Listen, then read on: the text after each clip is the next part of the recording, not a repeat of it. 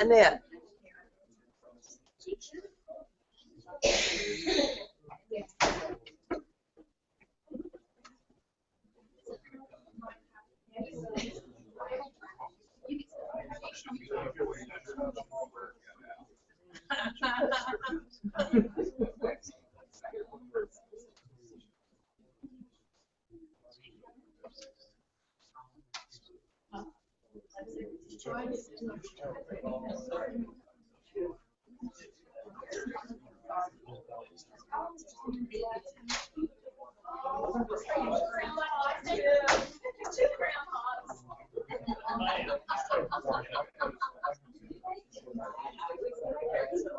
Annette. No, bring your tablet. Annette, bring your tablet. Bring your tablet.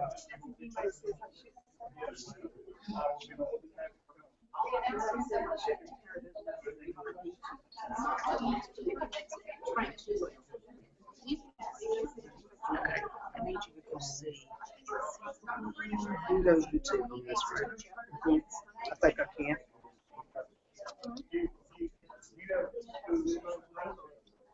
You got a good spot right there on everybody. Mm-hmm.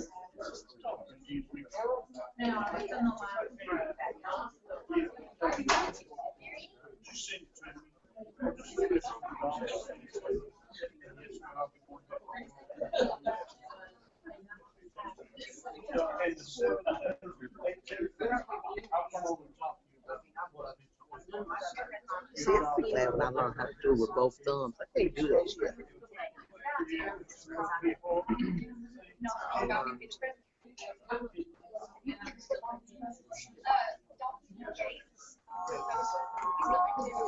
It was turned on.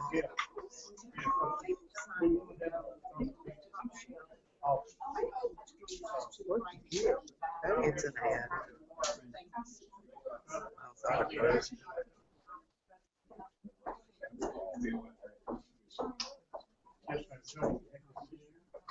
there it is. All right, now I need you to go in the hall and see if you can turn the volume up and hear it. Because I was getting feedback and I turned one mic off and the other one on. So you can go out in the hall and see if you can hear the audio, and if it's okay, then I'm finally set.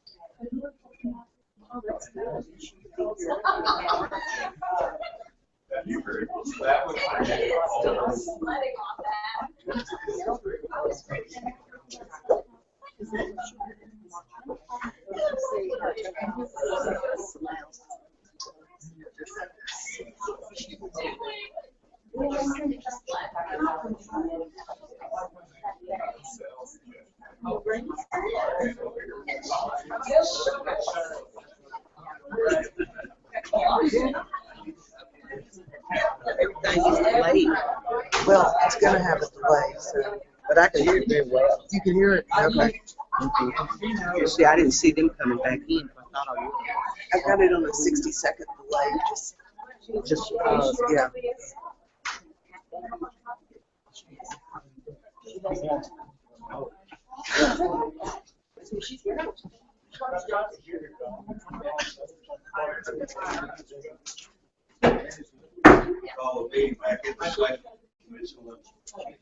Oh, okay. 1 minute.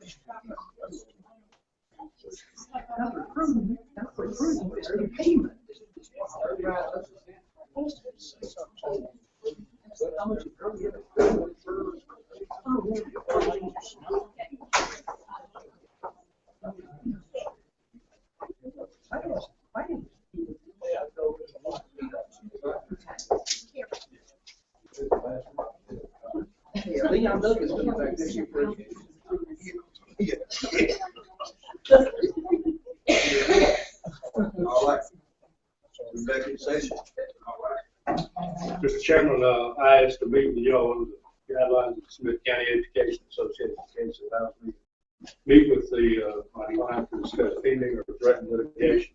No votes were asked for and none were taken. For the benefit of the audience, I discussed with them the pending lawsuit. Like the better term called the mixed drink tax lawsuit. Probably not a good time to call it a board education meeting. That's what it announced it. And there's been some discussion going on between the attorneys on that. Advise you of that, and I'll follow up on that.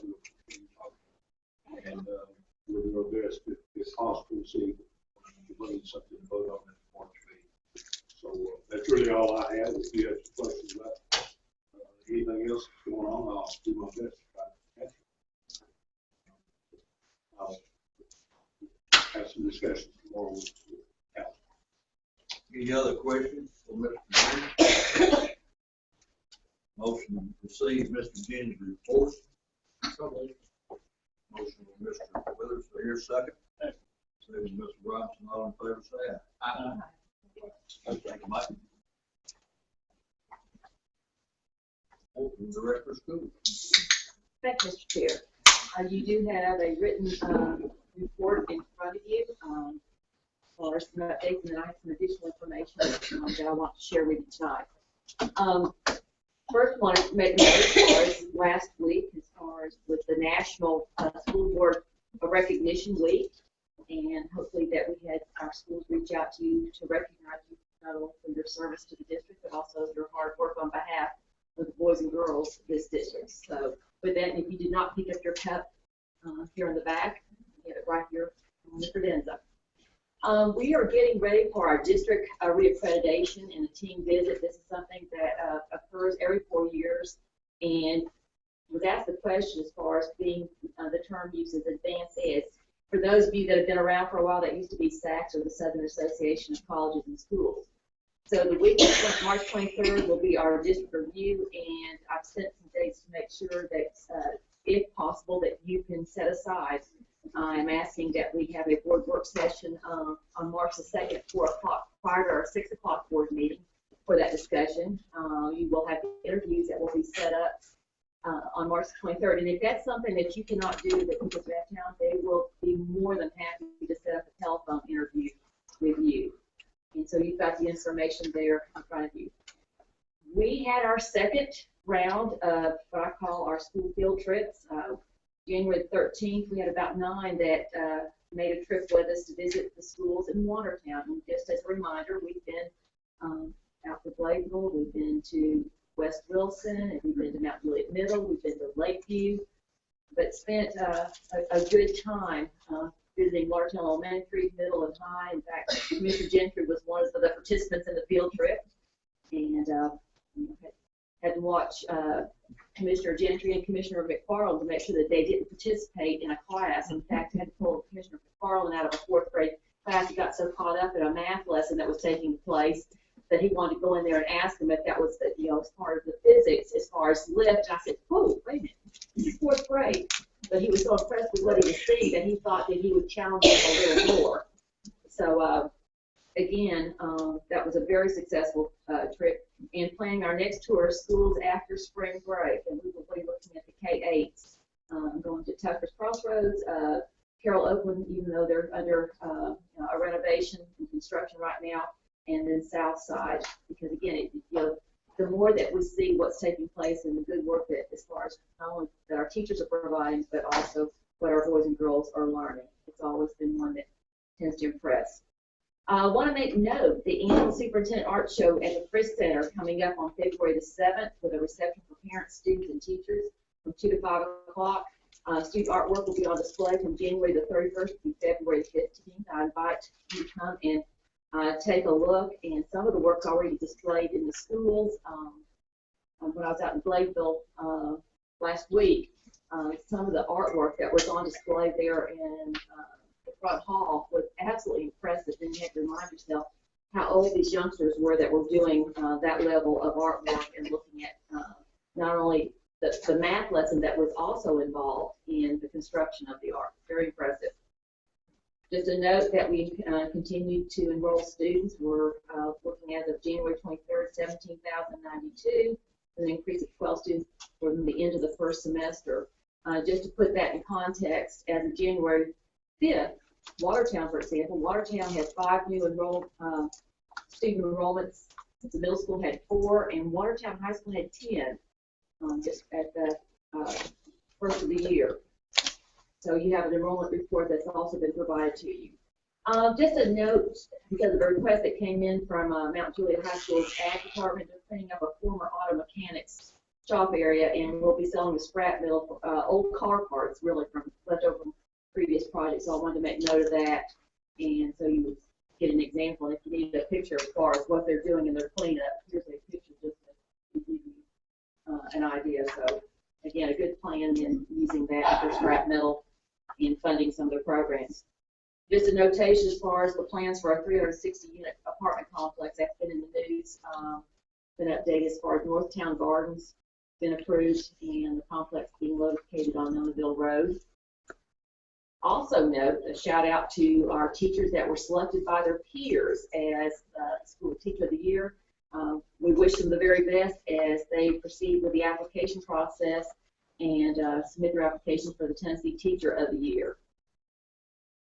There's a note there about recognizing Lebanon High School and an innovative program they have pulled together as far as promoting ACT scores and recognizing those students that are scoring at 25 or better. I bring that up simply because of the emphasis that we are looking at as far as increasing our scores on the ACT, not only individually as students, but also looking at our schools. And it's not so much as far as what the score means as far as the student, but what it represents. And again, it's as far as significant as far as a compilation of what those students have learned up to that point and that measure and such. But it's also a recognition that is seen nationally as far as a measure of not only student success, but what is provided at that school. And so Lebanon High School, for example, has implemented a 25 club, and so recognize students making 25 or higher. You have the names of the students there listed. We're also seeing good work at Wilson Central as far as Pareto analysis, helping students get ready before they sit. Juniors automatically have to sit the test the first Wednesday of March.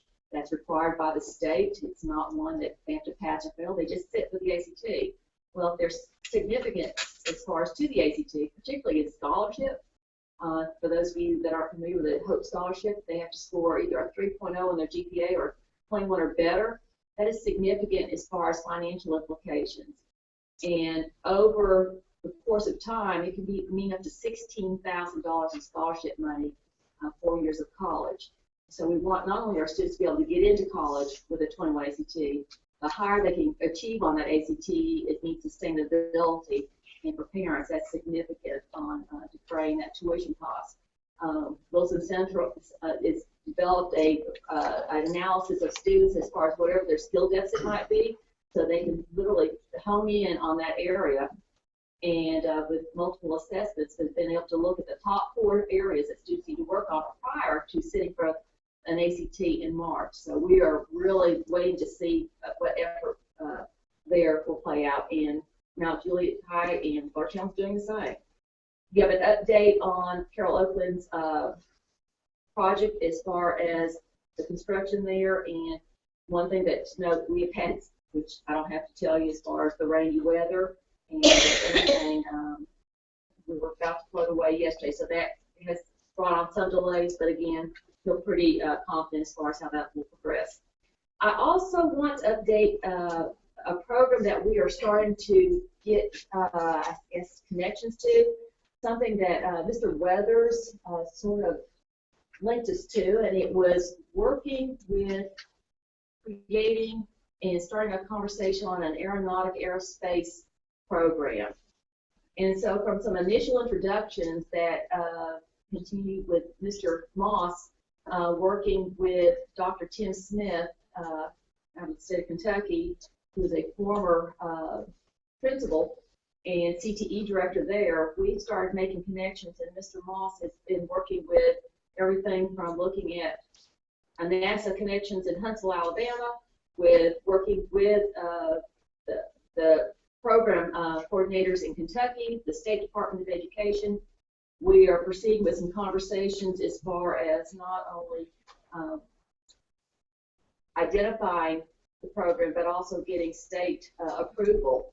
And so hope to bring back to you as a board when we are able to launch that. We have placed it in our course catalog for consideration because, again, we have to build student interest, but really do not think that that's going to be anything that will be hard to do, because when you look at career paths that would come out of there, everything from looking from aircraft mechanics to air controllers to pilots to, I mean, the pathways are significant. And so, again, kudos to Mr. Weathers for making that connection with the Baker Flight School as well as Lebanon Airport.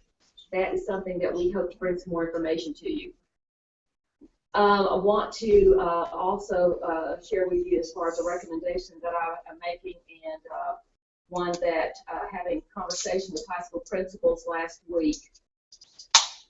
We have had some concerns, and there's been a lot of, I guess, tension and anxiety as far as what happened with scheduling this year, with moving to a 7-period day, the limitations that it really placed not only on what our students were able to access, but also as far as looking at the breadth of the day and anywhere from 45 minutes for classwork, and moving a teacher load from 65 to 70 students meeting a day from our previous block schedule to 170 to 180 a day. Understanding why that was recommendation was made based on information that was presented last year. I mean, the state was sort of in a quandary as far as looking at how the park assessments would work and how we would be assessing students, and so there was a decision made, whatever reason. My recommendation is, in working with the principals and what we will be moving forward with, is going to a modified 4x4 schedule. There were non-negotiables that I placed in front of the principals as far as what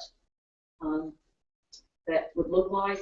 No less than 75-minute classes, unless it's a class that is combined with another class, as far as which I was showing them how you could do some unique combinations of, like, for example, an AP class in English 3 combined with an AP class of U.S. history, where you could do a simultaneous and split it and run it concurrently all year long. And I will tell you that I have an extensive background and experience as far as looking at different scheduling models. That was the first non-negotiable. The required intervention time that is something that is a state mandate. Secondary education had a waiver of 1 year. It was deferred until next year. We need to be ready. We've already been working with that at the high school, so it's not going to be something that would be totally foreign as far as moving into that. But that will be built into the schedule, and so again, we're not compromising instructional time, but we are reducing the amount so we can carve out intervention, which could also be enrichment time as well. The other non-negotiable, that no new or additional staff will be added, because that, again, would be budget implications, unless there's unprecedented growth. But we would also, the thing that I required as far as to look at all positions to see if necessary it contributes to our mission of educating students. So that would be something that the principals would look at their sections and positions available and make sure that that is an absolutely necessary position.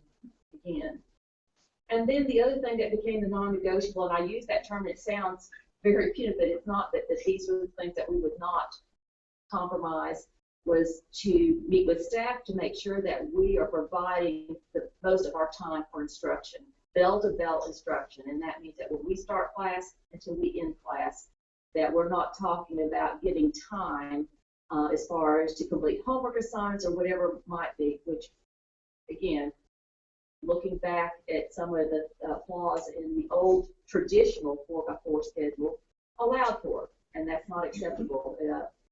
Instructional time is a scarce commodity, something that, again, we have to be not only judicious, but make sure that we are giving our best for our students.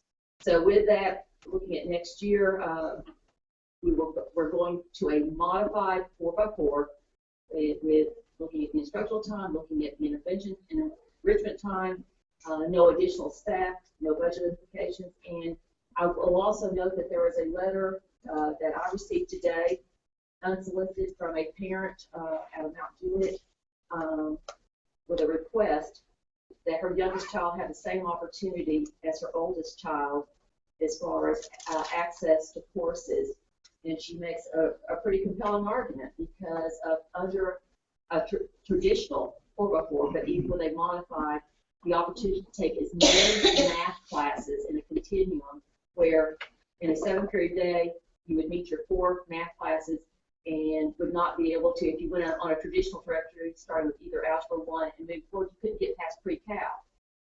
Where in a 4x4, a student can literally exit with Calculus 1 and Calculus 2 and proceed with that. And so what we did, we put limitations on our students and what they could access.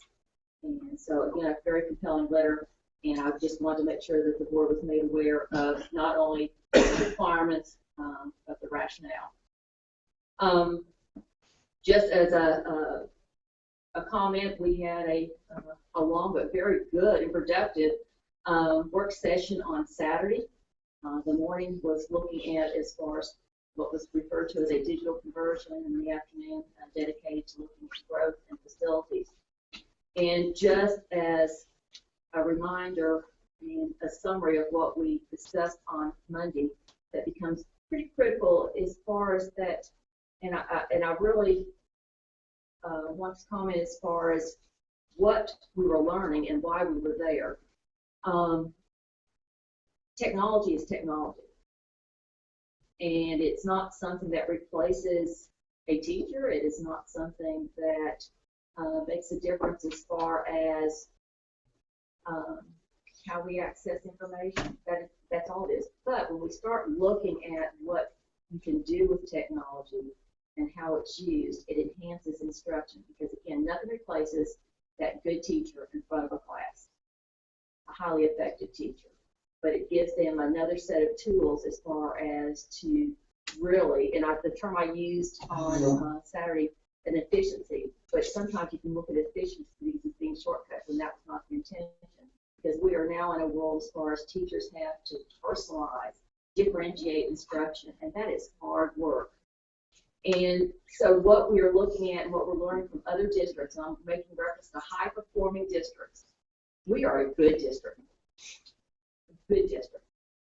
But what would it take to become that great district? The charge from this board is what it will take, what would it look like to move into the top 5% of the state? And we've not really defined it other than that we're looking at student achievement. And when you look at the decisions that are being made by what's been identified as high-performing districts, not only in the state but in the country, you look at what the game changer, the differentiation as far as what they have done to move their students forward. And that has been looking at the use of technology to enhance their education. It becomes more personalized. It's one that when you look at whether it's interventions or whether you're looking at enrichment, it really does make the difference for that child in a way that they can learn at their pace, but also take them as far as they need to go. It becomes current, it becomes relevant. It is not hindered by the use of, as far as our world of textbooks, which is still something that, again, if you look at classrooms around the country, we're still tending to use and be dependent on those textbooks. The other thing that also happens as far as teacher effect, watching what happens with that teacher in that classroom with 30 students and how they can at any time look to where that skill deficit or where that student needs to be challenged. Because if anything, we're doing a pretty good job with our kids that are struggling. And even those kids in the middle, but the thing that we are really having to, and we need to pay attention to as far as our top students, we're not stretching them. We're not challenging them to the degree that we could. And so again, what would be the difference maker as far as what would take place? Because again, technology is not limited to time or place. And then again, that when we start looking at making sure that our kids have every advantage. I made the comment that we continue to push for that 21st century skills that everyone, again, wherever you go, it's 21st century skills, college and career ready. And I reminded our group that met on Saturday that we're 15 years into the 21st century and we're still talking about moving them. But we're still operating on the 20th century principles. That there's really not much difference. I held up a picture of an 1898 classroom at Blaisdell Elementary. Some of the same practices. That's not saying that's bad, but then again, we're putting our kids at a disadvantage because there are other kids that are leaving the district that are ready for life skills. Right now, we've got 11 special school districts that their middle school kids all have a device. They leave their middle schools and feeder pattern, if they stay, go into Lebanon High School. I think the term that we've heard that, for many kids, when they go into school, they power down. And we don't want that. We want our kids powering up. We want them energized and excited about their educational program. And that's the thing that we're seeing. When you look at the high-performing districts across the state right now that have made a decision, and granted, they're small districts, and it becomes far more easy, and it's feasible as far as for smaller districts to implement. Maryville City Schools, top 5%, they've made that decision. Oak Ridge City Schools, top 5%, they've made that decision. Kingsport City Schools, top 5%, have made that decision. Is that the thing that's going to make the difference? No, but it certainly helps. It certainly helps. Technology is only as good as you use it, how you implement it, and how you use it to support instruction. And again, this is just, as I shared with the Tennessee, a toe in the water, because again, it's uncomfortable. Okay, I say, well, I want the textbook, but I also want the device. But why? So again, we're going to continue conversations. It's an education process. It's one that we all need to learn about. But the thing that I will tell you, if we're really serious about moving this district in the top 5%, or say, well, we're good. We are good. If we want to move into the ranks of great, we've got to determine what it takes, and part of the intestinal fortitude to make that decision. So with that, I've got some information that you have a notebook, and you also have a white paper that came out just recently on trends in digital learning. And some of it, if you might, as far as this is a homework assignment with notebook, you might want to talk about what's contained within the notebook just briefly. We're not going to go into detail, but just briefly what they have in front of them.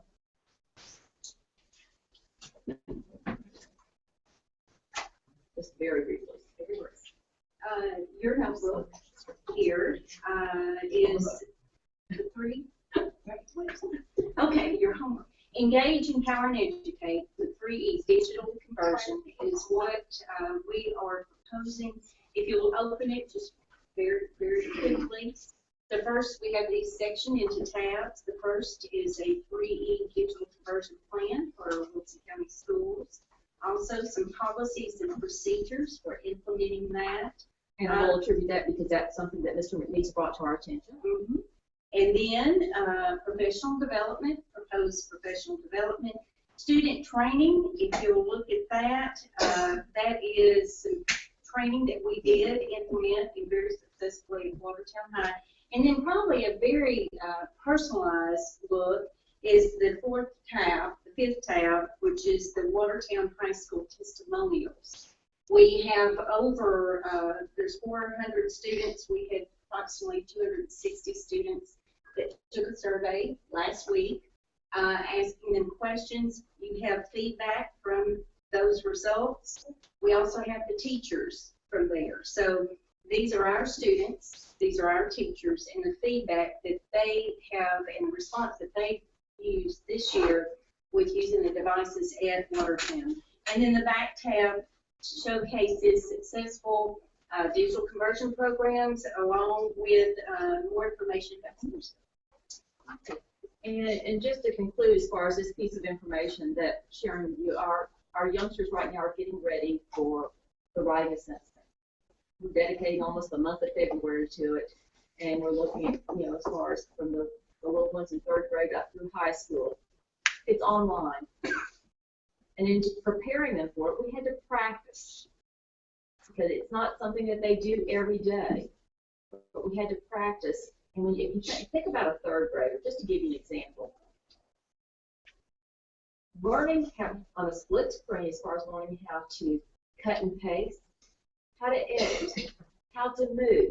Now think about it as a 3rd grader. Many adults sitting in this room would sit there and say, oh gosh, okay, let me think about this for a minute. And I won't point anyone out or bring, that to anyone's attention. But again, those are the skills that our students are learning. And we're learning at a young age. We need to make sure that they're ready, because if that's the rules of the game, that they're required, we need to make sure that we give them that benefit.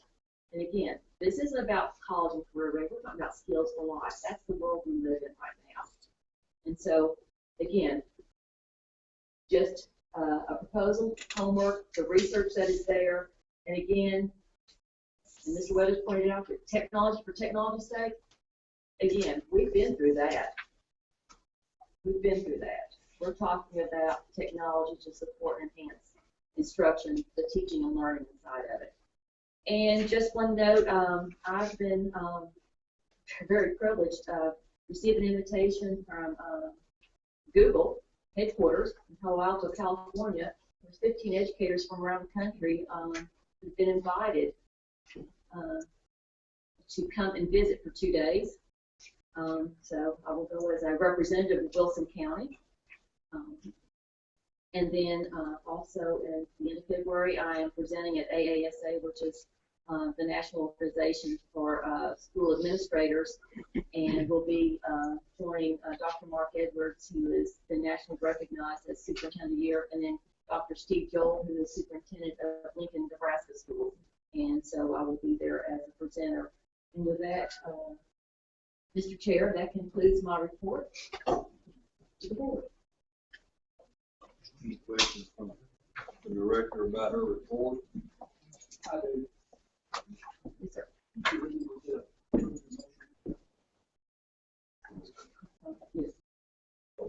I move we accept right. Second. Now, you mentioned, and I think they go hand in hand to me, the 4x4 block at high school. I like that. My concern is, because of where we are technology-wise, are we going to have year of course testing issues? Now, that was kind of one of the really drawbacks. And that is a really good question, Mr. McGee. Well, I'm going to give you credit for that. And it's one that, again, when and I've shared this, that with those cross state, that was one of the concerns, that when the state was pushing the PART assessment, which again, we were a PART state, the concern as far as the number of assessments and how long it would occur, because you're talking about quite a bit of time that would have been dedicated to the PART testing, quite a few instructional days, as a matter of fact. But the thing that I would also share with you, that when you look at 80% of the school districts across the state are on some form of block, that was a decision that would have been made that the state didn't really take into account, other than to say that we're going to be assessing and there's going to be an expense. Okay, with that aside, the PART was replaced, and we're still waiting to see how that will be rolled out. The company that won the award from State Measurement Inc., which is also the parent company of the writing assessment that we're in the midst of right now, we're still waiting to see how that will play out as far as the number of assessments, when, and what the expense might be. We don't think it's gonna be as comprehensive as the park. I'll see how it can be, but. As far as we know, we don't know. They've not given us enough information, but the thing that I will say, that in talking to the school principals, and Ms. Sutter is here, and she can attest to this, this was a conversation that not only did they see it, not only the best interest of their school and their students, but a decision that, again, to maximize student opportunities, but also for our teachers. Don't get me wrong, I'm part of the 4-4. That's not. I understand that's that. My other concern is. Okay. And again, as I would say, that's a valid concern, and we'll continue to wait to see where the state in the direction that will be given, but it'll be one that we've got a multitude of districts that are also waiting to see where that will end. But thank you for that question. Any other questions? Ms. Sutter, Ms. Sloan, is there anything either one of you all would like to add to this as we get ready to go back to the 4-4? A modified way. 4-4. Anything you'd like to say about how it's going to affect your building? Either one of you? I think it would be a win-win situation for both your students and our teachers. Pat? I believe in terms of the instructional time, when we get to the 4-year class, even though it's in the course of the year,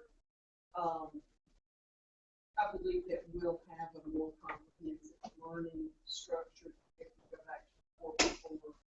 I do think our students will have, like she said, more opportunity, and I think it's a more manageable system for us on the building level, for teachers, students, just flowing through the school day. All right. We have a motion and a second to accept the director's report. All in favor say aye.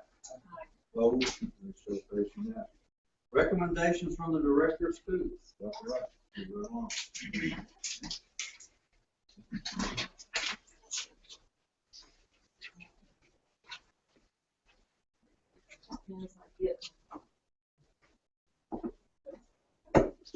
Mr. Chair, before you, and it's one that you have had in front of you several times, the dress code.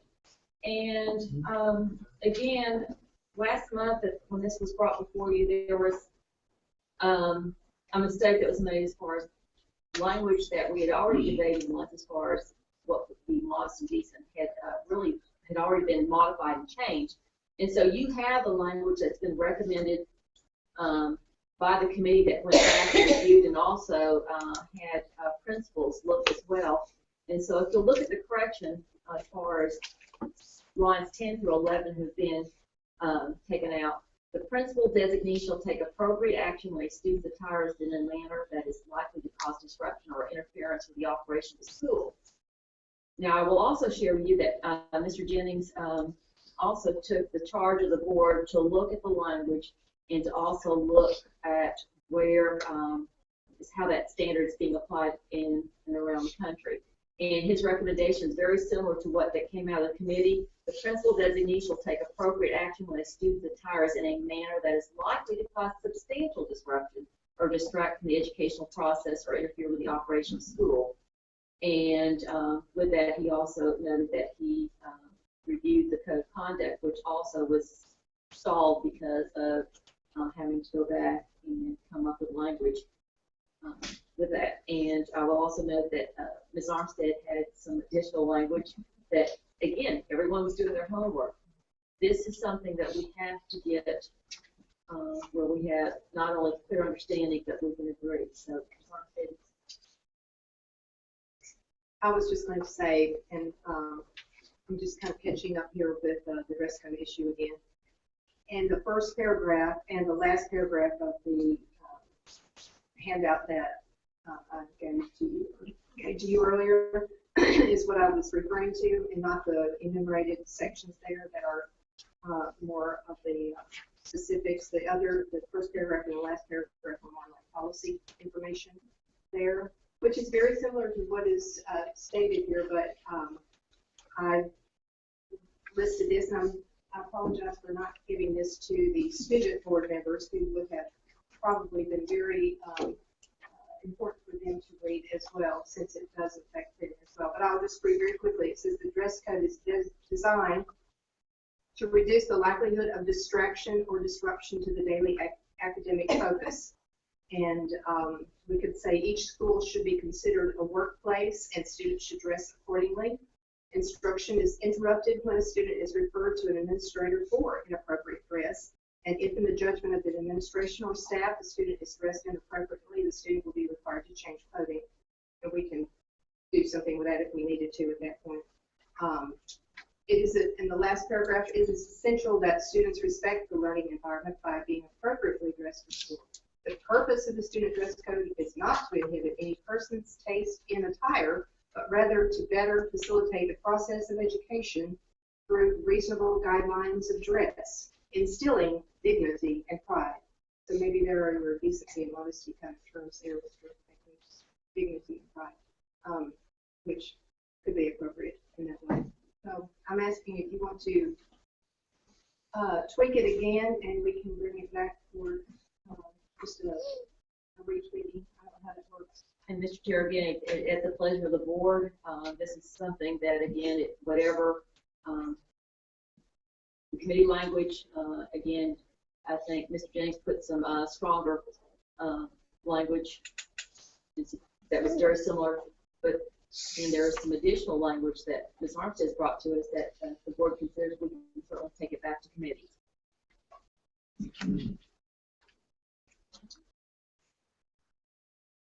I guess the first thing we need to do is we need to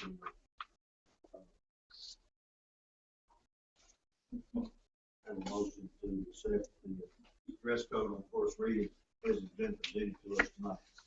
Your motion. So, Motion by Mr. McNeese, do I hear a second? second for discussion. Second for the purpose of the discussion. All right, now let's have the discussion part of it. What's the board's thoughts on this? Do we want to delay this again and look at what Ms. Armstead has presented with us tonight, take it back and add or subtract a little bit from what we've got? Or do we want to move on? What's everybody's think? Mr. Ross, start with you. Well, it's, the wording thing and Ms. Armstead said pretty close to what the earlier things that we have looked at in preparation for this board meeting.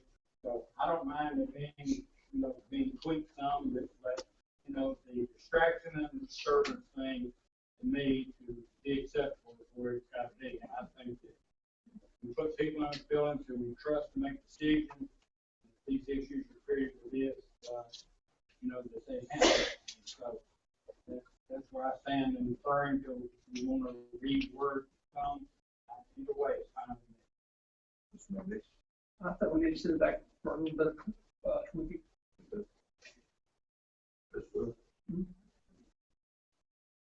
I think the first thing we have to do as a system is figure out where we want to be in the dress code. I've had several complaints over the last couple of 3 years about how the look of our students has degraded. And these are parents that are in schools all the time and they're very disappointed in how our kids come to school. I didn't pass judgment on anybody. I have those parents talking to me on a fairly regular basis. So either we're going to have a dress code and enforce it, or we're not going to have a dress code. I think that's the first thing we have to do, because I don't think the dress code is being enforced the same in every school. And that's why if you have a policy, if you have a procedure, it's got to be measurable, and it has to be enforced. And you have to enforce it. And if we're not going to do that, then I think we need to rethink our entire position. But regardless of what we do, it's got to be measurable, enforceable, and enforced. Or, we're wasting our time, the teachers' time, the kids' time, the parents' time, and going through these discussions. Mr. Weathers, if you look at the code of conduct as far as which is the procedural side of it, I think it's pretty explicit as far as, again, with an update and looking at fashion trends, whatever, that's in there. But again, that would be the hard part as far as having consistency, and I certainly agree, and that is my job to make sure that our principals not only enforce but uphold what the board's charge. But I think, again, where we're really getting bogged down as far as determining what becomes modest and decent in one's eyes, not being held to another. But the thing that I think, again, with whatever becomes a distraction or an interruption to the educational process, not brought it, but that's something that, that's been held even in a challenge, it's stood up for test. So again, I'm not quite sure where we want to go as far as the policy language, but we can certainly make sure that the procedures are there, that it's understood and that principals will follow. Okay, that's all I want, is clarity, so the parents know what to send their kids to school as far as voting is concerned. It's something teachers can make quick, rational decisions on and say, you are or you aren't. So that we don't spend a great portion of our instructional time dealing with things that at the end they're non-value added. And I want that time that they have with their teachers to be learning time and not you're out of dress code. So I got to carry you to the office. We got to spend 15 minutes out of the first class to get you fixed as far as dress code is concerned, and then the rest of the students face that instruction. I want to minimize that. And I would also recognize that parents understand as well as far as that is considered a disruption or an interference with the education process, that they have a role and responsibility too. But then it's incumbent upon us that we make sure that those expectations are also made very clear at the beginning of the school year. Linda, anything you want to add?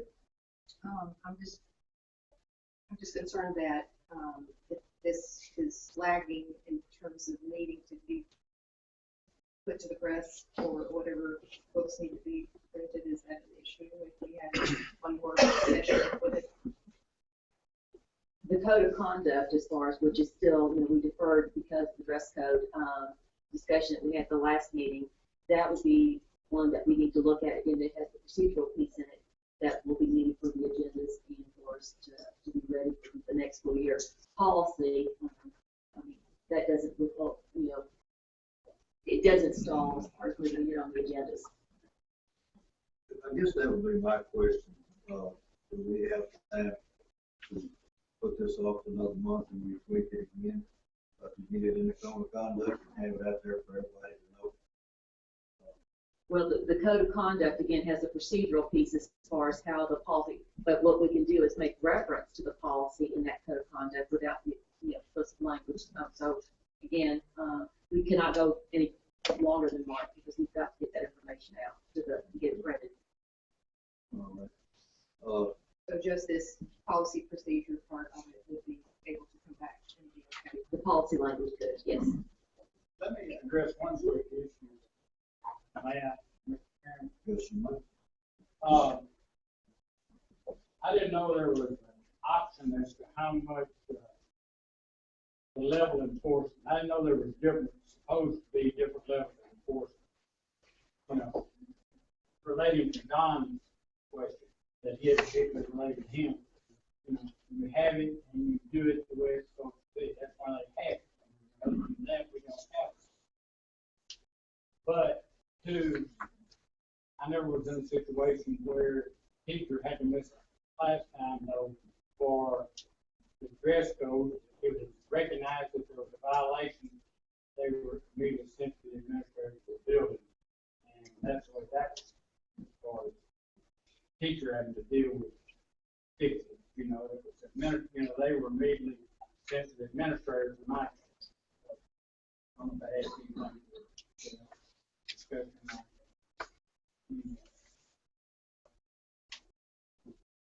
I agree with Mr. Weather from the standpoint that I certainly turn of mind that are put in a position where they have to take time away from their personal time to make sure that they're the fashion police. I think it also is important to know here too that you know, we don't have a school uniform, we have a dress code. So it's going to be different from what everybody else wears. If we put them in a uniform, they're all going to look alike. You know, but we tried that, and we got away from it for whatever reason it was for doing that. So it is a burden on our administrators and our teachers to have to deal with this, but it's also incumbent upon the parents too. If they read this code of conduct and they know what it says in there, what's fair and decent and appropriate, whatever you want to call it, disruption or interference or whatever, you know, it's incumbent upon them to send their kids to school dressed in the right way. And I think we got most of our families are trying to do it, and some of them don't. And I know there's cases back when we had the uniform, or whatever you want to call it, kids changing clothes once they got on the bus or once they got to school. It's just they're going to push that envelope as much as they can to get by with as much as they're going to get by with. But you know, I'm ready to put this to bed. Let's do something. If we want to put it off a month and take what Linda's given us here tonight and add it to what we've already got, let's do that. But let's get on with it. I think if we pass it on first reading, we'll run it back to us. The next board meeting, pass it on March 14th. We can be done. So I think we have a motion in a second. All right, any further discussion? If not, all in favor of the motion, vote aye. Aye. If opposed, then show passion now. All right, moving along. Mr. Chair, if you'll look at 8.2 as far as proposed changes on second read, the board policies in section 4, and the instructional programs as written, and I'm prepared that they be accepted. For the recommendation of the director, may I hear a motion? Come on. Motion. Second, here a second. Second with Mr. Robinson. Any discussion? I do have one question. I've had a couple of calls from parents about, and I couldn't really find a pinpoint policy on governing if a student signs up for an AP course, they get in with the course, it's just too tough for them to achieve or to stay on pace. I think the way the policy is worded is that it doesn't allow those students to withdraw and go to a different class. And yes, sir. And that's something that, again, it's a practice, and it's more than it's procedure that you're going to see it at every high school. It's usually a 2-week period as far as once they're in the class. And again, it's a big adjustment because you're talking about a college level class. And we're having students that are making decisions that they want to go to or drop out of the AP class, whether it's mid-semester, and that's an adjustment because what they're doing, there's not going to be a comparable class to move to. So that in high school, you're not taking any complete, that would be an F recorded on a transcript. And then to be able to move into another class or too far along in the class at that point to make that change. So that's something that's understood, that there's a 2-week adjustment period because we can make that change. But I've had several of those requests come to me as well, and we're talking about December of the school year wanting to drop an AP class, and that's too far into the year. We've got 2 principals here that could probably attest to that as well, because once they're told that they cannot make that change that late, they appeal to me. But that is a practice that you're going to find in any high school. Is 2 weeks enough period for a student or parents to really understand the level of commitment that it's going to take for an advanced class? Because, you know, you're just beginning to roll out the curriculum, you're just beginning to get homework and assignments, and start getting feedback in 2 weeks. Well, again, the commitment becomes very important simply because AP classes make based on student registration. And there's many a time that if you don't get the numbers, an AP class might not make it one school simply because you don't have the numbers. If there is not a clear understanding not only of the level of work and that it is a college level class, sometimes the students get in there and they're not getting what they see as the A and not understanding that, again, not only are you getting a weighted class, but the intensity and as far as the pace that they're moving.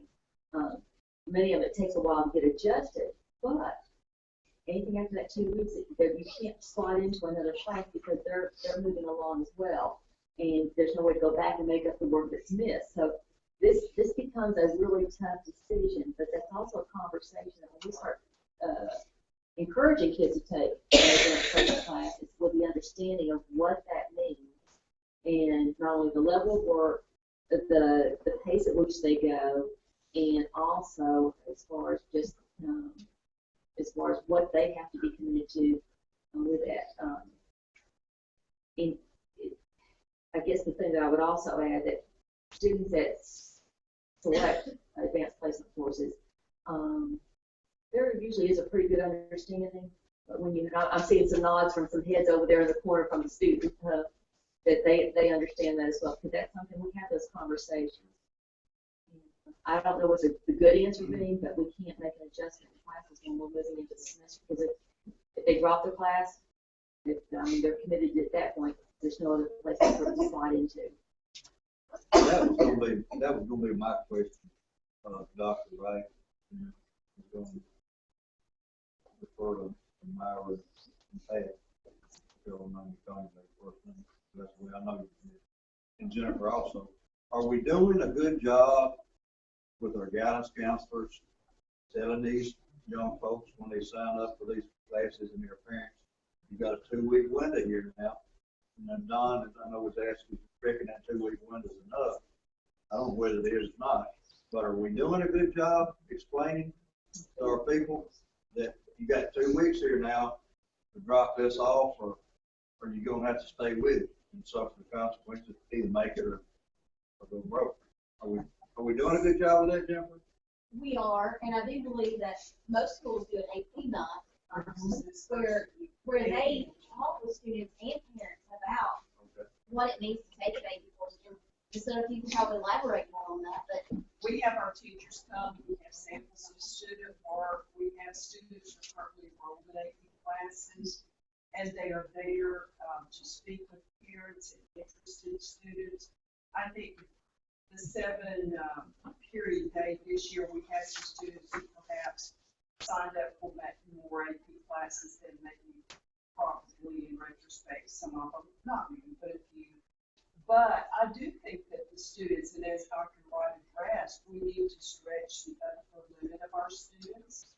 And, it's not uncommon in 6 months, these kids are going to be in college anyway, and this is college level work. I do think we try to communicate. We're going to have a contract for our students, to understand what all of the things that are involved with the AP class. And we've been doing that for about 3 years. And the hard piece again, though, that even if we allow them to drop, it's not the idea that they can pick up another class, because that class is already so far into their subject area that they don't have anywhere that they can go if they drop a class. And, again, that's something that occurs, that we encourage, we support them. If they need additional help, whatever it might be, that it's there. Well, I know Myra's been dating an issue like this within the last month. She had one that was a drop class. Once it was explained to them, I think parents realized what to do. And typically, too, I found that I don't have that many that will drop. Maybe in the middle of the year, but usually it's due to extenuating circumstances. Maybe the family, they may have a crisis where that child has to take on additional job to help the family support the family. But usually those are the don't have that many. I think this might apply more to the younger students, the freshmen, sophomores that are coming up from middle school. They performed at a very high level in middle school, and all of a sudden they think they can bite off, the AP courses in high school. Of course, there's a difference in instructional practices and requirements from middle school to high school. And I think this may affect those younger students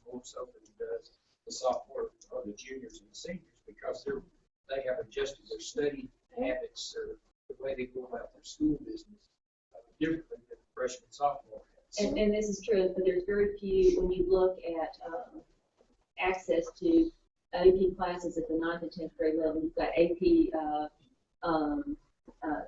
geography that you could look at it that typically you can bring into a 9th grade. And then you've got the AP European history as a sophomore, but you're talking about less access at those initial years than you're going to find as a junior and senior. But again, it's something that usually those students are tapped because not only do they have the potential that they've experienced if they're going in as a freshman or as a sophomore, but it's also, again, very well explained as far as that this is not your typical standard class, and it's certainly far removed from an honors class. Again, it's a college level. I think that, excuse me. Go ahead. I think it will be much easier for them to make the appropriate decision under the block than it will be under that, under that hour and 40 minute time compared to that 45 minutes. In other words, that same 2 week period of time, you're going to have twice the amount of, you're going to have double the amount of time plus the pacing that you're going to be able to see based on that, in my opinion, than it would be if you're 45 minutes, but that's going to be an all-year course. So I think that's a fact. To me, I think that I would come closer to making that appropriate decision on that. And that's a point, though, that Ms. Rollins, because this year's, well, you're talking about kids that are carrying 6 to 7 classes, whereas opposed they were carrying 4 classes times fast. So that, when you look at just how much they were carrying this year, that was a load. And my last thing, and I'll be quiet. If we truly have the best interest of the child in our hearts, then I think we need to look, especially for the freshmen and sophomores, we need to look for ways to better prepare them as they go in the class, knowing what the level of work is going to take to be successful, what their time requirements are going to be, so that they don't have a false expectation that they're going to do as well there as they get in middle school grades. I just think that, if we do a good job there, preparing them and letting the parents know that, hey, this is going to be a lot tougher than what you had before. So make your decision. Yeah. But I want the best interest of the child. I don't want to ruin a kid that's a 3.5 student and get them out of AP classes early because they're frustrated and don't feel like they can do it later on. And that is such a valid point, and that is something that, Scott Walters is here, that he's been charged looking at making sure that our kids coming out of middle school are going to be prepared. And we have a committee in place right now as far as relooking and rethinking our middle school curriculum and make that they're prepared and they're not shocked when they transition into high school. And we have also a parent, Stumpy is sitting on that committee as far as getting that parent view as well. So that's something, again, that was a very good point that you made, because for many youngsters, as far as they should transition out of middle school, high school becomes a shock. It's not only expectations, but the challenges as far as the coursework. So that is something we're seriously looking at and revamping as far as we start looking at whether it's the honors and pre-AP track that our kids are prepared. Dr. Miles, may I add something? Just to talk about what Mr. Robinson had mentioned. It has been harder this year because the time has been cut in half for the AP students within the schedule. But during RTI, that has got the next time. I found it interesting. Good point. Any further discussion? I think we had a motion in the second. I think we did. We've been a long time. I think we did. To approve of board policy section 4. Everybody ready to vote? All in favor say aye. Aye. Opposed, like sign, so we pass it. All right, moving right along. Thank you, Mr. Chair. If you'll look at 8.3, this is to approve proposed changes on the second reading of board policy. Section 4, and we're talking about the student code of conduct. This was deferred last month because of the conversation and discussion that took place with the dress code. And so that is I recommend that this move for approval. For the recommendation of the director, I hear a second for the motion. So, Motion by Mr. Withers, I hear a second. Second. Second by Mr. Robinson. Any discussion? No discussion. All in favor say aye. Opposed? All right. Move right on along. Okay, thank you, Mr. Chair. 8.4, this is something that comes before the board every year. Again, it's proposed changes to curriculum and the course catalog for the 2015-2016 school year as written. And again, just as a refresher, so you will note this, there's been extensive changes in CTE course codes over the last 6 years that have come from the state. There's not been any consistency, and it's one that had to make some adjustments. So I want to do a note that Mr. Moss and his teachers have worked so hard to make sure that not only do we have current and consistent, that up to about, I think about 3 weeks ago, there were additional adjustments that came from the state. So this is as current as we know, in line with what the state has approved, and then bring it to you as far as so that we can go ahead and get our courses scheduled, and particularly as we move into this new student management system and build that master schedule. So asking for approval on the course catalog. Heard the request from the director. I hear a motion. Motion by Mr. McNeese. I hear a second. Second by both Mr. Withers and Mr. Robinson. For further discussion, I have a question. Yes, sir. I've had some conversations with some of our teachers and mostly from our coaches about the wellness credits, where we stand on that, and did we get that worked out as to where that everybody's satisfied now with what we have in the catalog? Yes, sir. And if I understand what you're asking, again, with the meeting that I had with the high school principals last Thursday, there were 2 discussions that took place that we spent a lot of time on. Was looking at again the scheduling model that we would follow, as well as what the expectations would be from me. We also went into some courses that there have been discussions as far as looking at what we were determining as prerequisites, as you said, the wellness prerequisites, as far as looking at the PE line, looking at wellness. But as we prepare, looking at strength in conditioning and also weights, which are important classes not only for athletes, but also that's something that's become very popular with both genders. The first initial proposal was just no more than 1 credit in strength and conditioning, and that was simply to make sure that we had a conversation with principals and that they would set the standard that we would not see as far as an abuse of the classes, that there were the prerequisites were met, particularly for those students entering high school, and that we would also make sure that it did not become a, excuse the term, but a dumping ground for students that could not be placed somewhere else.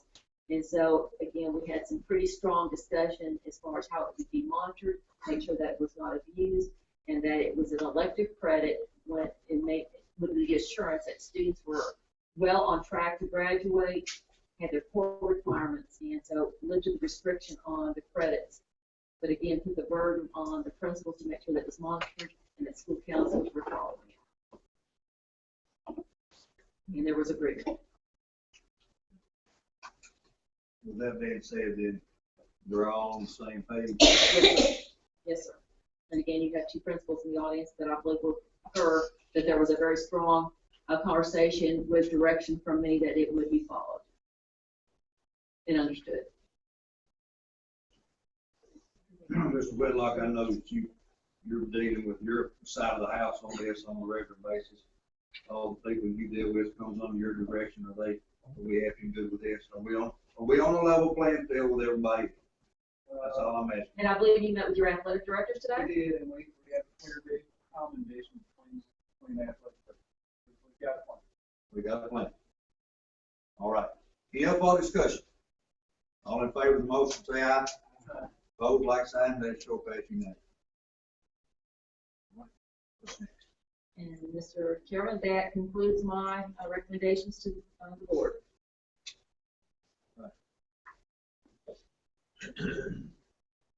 Any old business to come before the board tonight? Mr. Chairman, I don't know if this is inappropriate, and I'll be real brief.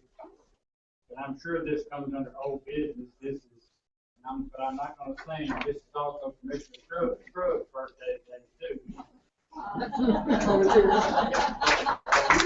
You seen his dog? Everything he called you over there. That come on old business. That is, I believe that's what I heard. You know, hey, but you're not gonna sing. That's the best thing. No, that's. Thank you. Happy birthday, Mr. Scruggs. That's a good thing. Any new business to come forward at this time? Need board members. Awesome. How about it?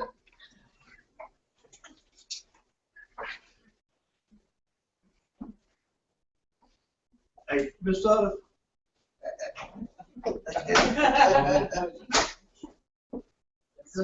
Just a minute, before you leave, please.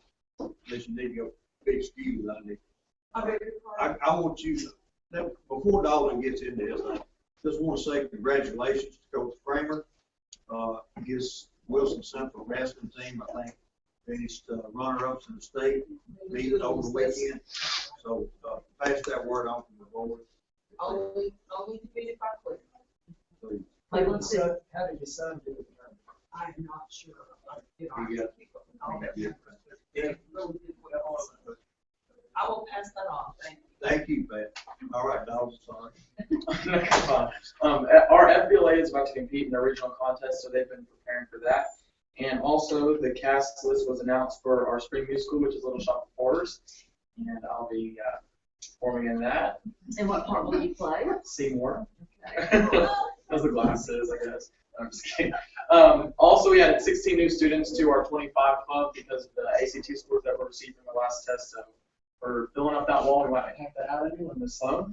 Our Tennessee Promise Scholarship meeting was full. The cafeteria was packed, so that's a really good sign. Also, our FFA competed in the district contest. We had a first place in prepared speaking, and then second places in job interview and extemp. And then our creed speaker was fourth place. And then also our FFA had 4 members go to the Cattlemen's Convention, and they placed second place there in the state contest for the Beef Biz Bowl. Our Lebanon High School Humane Society had a fundraiser and donated all the proceeds to the New Leash on Life Animal Shelter. We had a prom fashion show today, and that was a blast. We had that at school in the auditorium, and if you had good grades and good attendance and everything, then you were permitted to attend. Our homecoming week is this week. Our theme is Pummel the Panthers, and we have several different spirit days. We had 90s Day today. It's pretty similar to how we dress now anyways. We had Sports Day, and then Nerd Day, Disney Day, and then Blue and White is on Friday. We played Portland. Also, I'll be attending a banquet on March 9th because I won an award from the governor for the Governor's Volunteer Star Awards. That's pretty exciting. And that's all I have.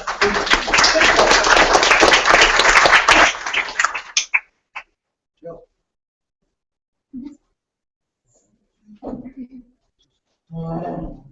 Now she's walking to the podium. We did recognize you, Chelsea. I just wanted you to I know. was watching from YouTube, and I was at stop traffic. So.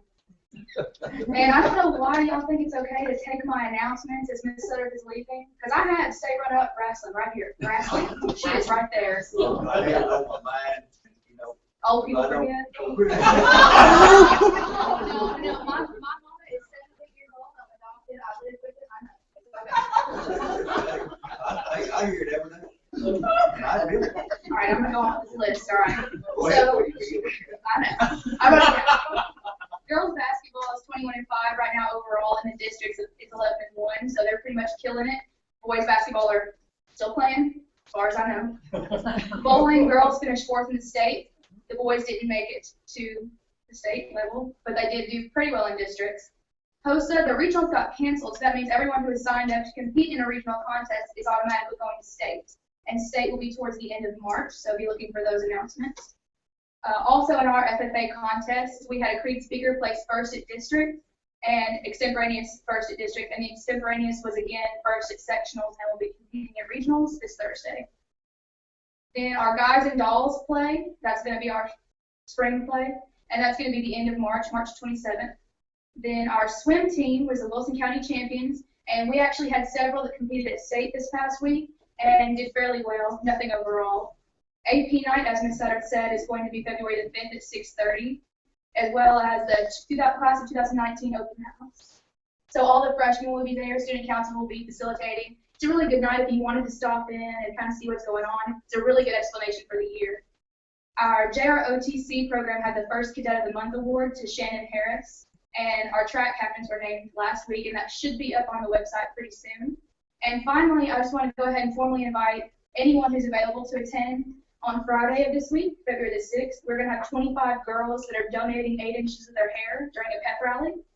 And we're trying to get as much attention as we can. If we get the full 25 girls, then we will have some administrators and faculty shaving their heads. We're trying to get some different news stations there. So if you can attend, I would definitely suggest attending. Now, are we shaving or petting? But like, gone. Yeah. Not the girls though. It's the administrators. Okay. The girls have to do at least 8 inches, and it has to be virgin hair. It can't be dyed or anything, and it has to be at least 8 inches. So it's very strict rules because Locks of Love sells their wigs, but Pantene donates, and so we're going for Pantene. Is there something that I believe that you've been nominated for something? I don't know what you're talking about. Like, well, talk about your swim thing. Where do you practice and where you have your meet? Jude Boy Center. Mr. McNeese says it's the first priest, but Well, you know, the sharks in there, they'll eat you before you get too far, so.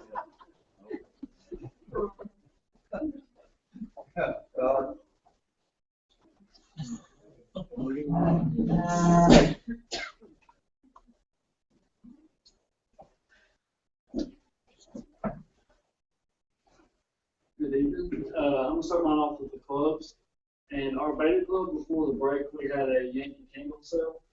I didn't get the exact price, but our leader of it said it went really well. We took all the money and donated it to the History Day Club. And what that is for is going to buy supplies and stuff to make their projects. And then in the FFA, we had a big project this weekend of changing out our batting cages. We had 4 shorter cages, and we wanted 2 longer ones. So the whole week we constructed that and finally finished it. And then, as Dalton said earlier, we had one that advanced to the sectionals and job review, which is Eli Beetle. And then on the sports, I had as basketball, our boys are tied for first in the districts. Our girls are actually in first. And then our next game is tomorrow night at Bourneville High School at 6 p.m. And the senior night is also Friday night. And we have a color explosion theme night in the student section. And then football, soccer, and tennis, they've just now started their workouts off season and beginning the season for tennis and soccer. Our wrestling have made it to regionals, and they will be competing Friday and Saturday. Bowling, we had Jared Bradshaw bowl with the Weston bowling team, and he made it to the state in there. And then in baseball, our first game will be February the 28th, and as you know, I said earlier, we're redoing the cages. And then the big thing for us is this weekend, on Saturday at 6 p.m., we're having a baseball event to kick off the season. And we have a guest speaker of Jeff Bennett, which graduated from Bourneville High School, and he played in the major leagues for the Braves for a few years. And with that, they're having a catered meal with a silent and live auction. And if anyone would like to attend, we're still selling tickets. They're $25 a piece or $150 for one table with 6 tables. And that's all. Thank you.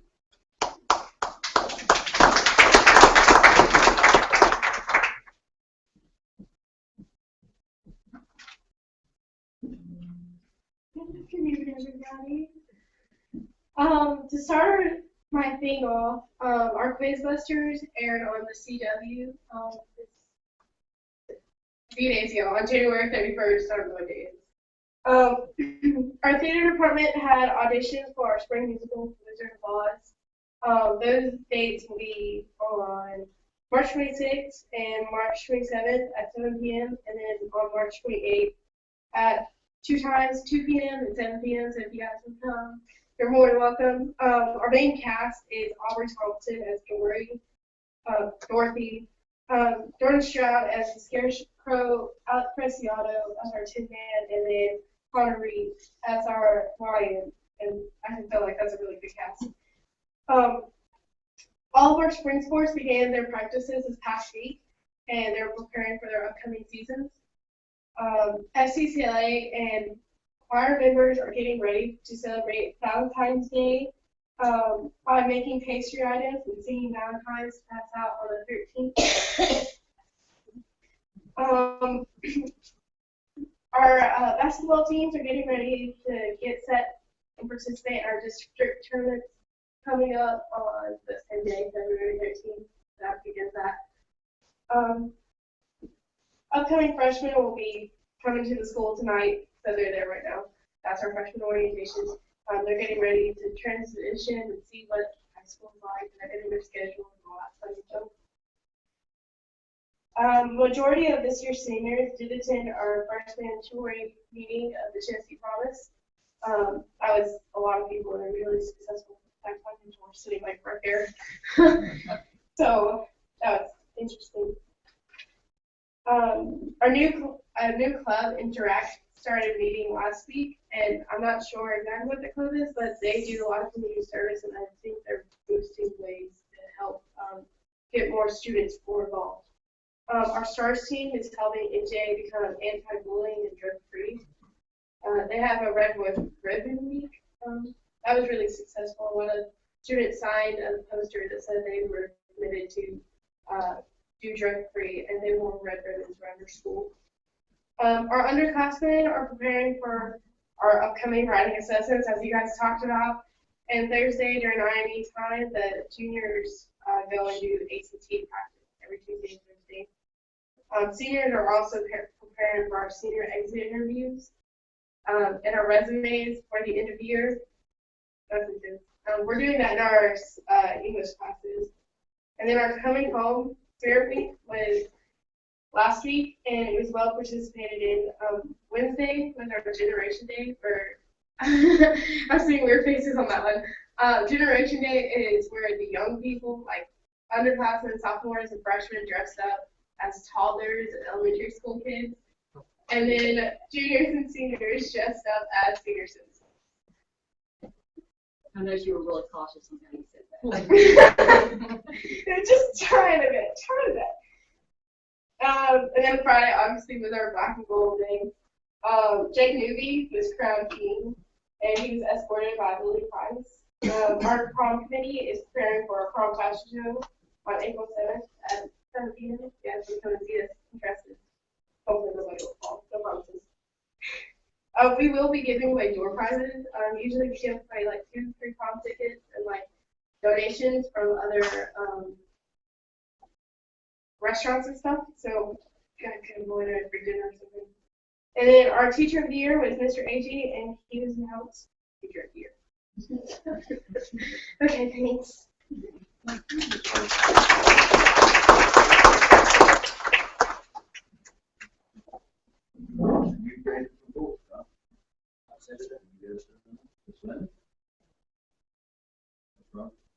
Mr. McNeese said he didn't have anything. Remind you of the next board meeting will be on March 2nd, 2:15 here in the boardroom, 6 o'clock.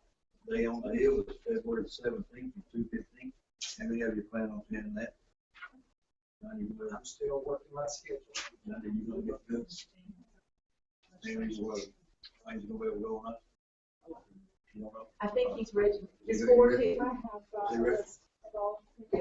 she's made registrations. And I believe. Wayne's gone? Okay. All right. Appreciate everybody being in attendance tonight. I want to say a little bit about this upcoming evaluation that we're going to have here, the old SAC thing. Talking with Dr. Wright, ladies and gentlemen on the board, I think it's important that we participate in it if we can, whatever we're able to do, whenever we're called upon to be here and be a part of that. And, and share some time with them, so. Dr. Rutch, you got anything? No, and just to reiterate what you said is particularly as far as tonight that we can meet not only with the visiting team, but dinner at Maggiano's. And Ms. Rowland, who's leading this, is there anything you would add to this? I just wanted to remind on the board meeting, the March board meeting, we can have a work session prior to that. And I know that we mentioned that it wasn't up here, that'll be the last board meeting prior to the next visit. And I brought that up, and we will have that scheduled. How long will we start working with them? Or they're no more than an hour, probably. So we'll have that scheduled. And I think that this board probably documenting that right now. 5 o'clock for the work session. No further business to come forward to Wilson County Board of Education. I declare the meeting.